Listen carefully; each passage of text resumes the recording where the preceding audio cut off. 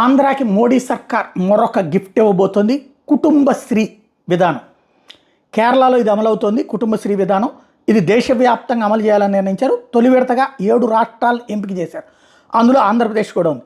ఆంధ్రప్రదేశ్లోని అనంతపురం, శ్రీకాకుళం, చిత్తూరు, విజయనగరం, బాపట్ల, కృష్ణా జిల్లాల నుంచి 60 మండలాలకి ఈ స్కీమ్ కింద ఎంపిక చేశారు.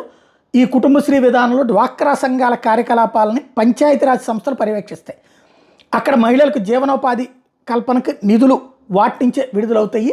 తద్వారా ఎవరన్నా వ్యాపారం పెట్టుకుంటానన్నటువంటి వాళ్ళకి భారీ ఎత్తున అప్పులు ఇవ్వటం, ఒక గ్రూప్గా 10 మంది గెలిపితే ఒక అప్పు ఇవ్వడం మన చంద్రబాబు గారు ప్రకటించింది ఈ ఉద్దేశంతోనే అనమాట. కేంద్రం నుంచి వచ్చేటటువంటి విధానం అనమాట అది. అంటే ఓ 10 మంది కలిపి ఇప్పుడు జగన్ హయాంలో కూడా పెట్టారు సూపర్ బజార్ లాంటి, మినీ సూపర్ బజార్ లాంటి.